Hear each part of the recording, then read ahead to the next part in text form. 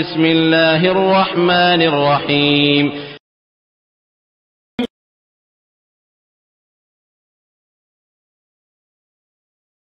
বিল্লাহি ওয়াসসালাতু ওয়াসসালামু আলা রাসূলিল্লাহ।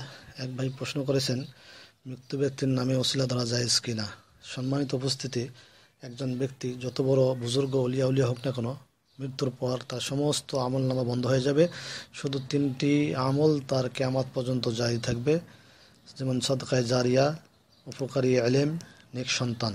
এগুলো যতদিন পর্যন্ত দুনিয়ায় চালু থাকবে ততদিন পর্যন্ত এগুলোর সওয়াব আজর তার আমল নামায় লিপিবদ্ধ করা হবে। কিন্তু একজন মানুষ যখন মারা যায়, মারা যাওয়ার পর দুনিয়াবাসীরকে কোনো ধরনের উপকার করতে পারে না।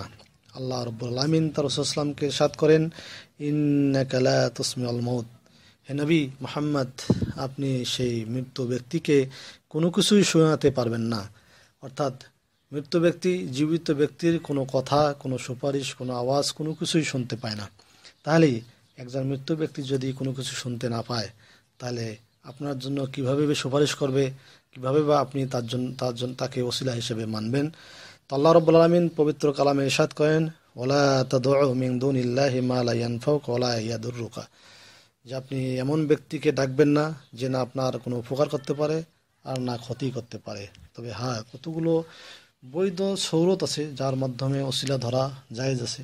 যেমন আল্লাহ রাব্বুল আলামিনের নামসমূহ এবং তার গুণাবলী ধরে আল্লাহর কাছে আহ্বান করা। যেমন আল্লাহ তাআলা ইরশাদ করেছেন, ওয়ালিল্লাহিল আসমাউল হুসনা ফাদউ বিহা।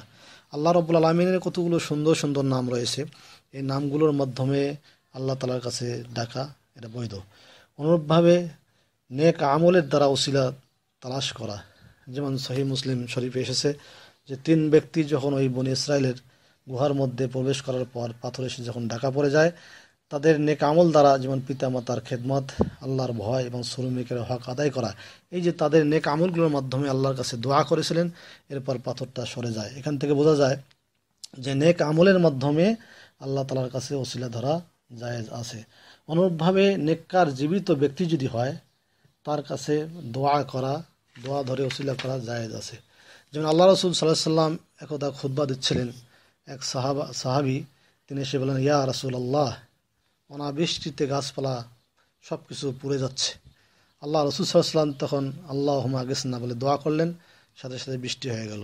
অনুরূপভাবে আরেক সপ্তাহে যেমন আরেক ব্যক্তি এসে বলছে যে বৃষ্টির কারণে সব কিছু ডুবে যাচ্ছে, আল্লাহ রাসূল সাল্লাল্লাহু আলাইহি ওয়াসাল্লাম দোয়া করে দিলেন, বৃষ্টি বন্ধ হয়ে গেল।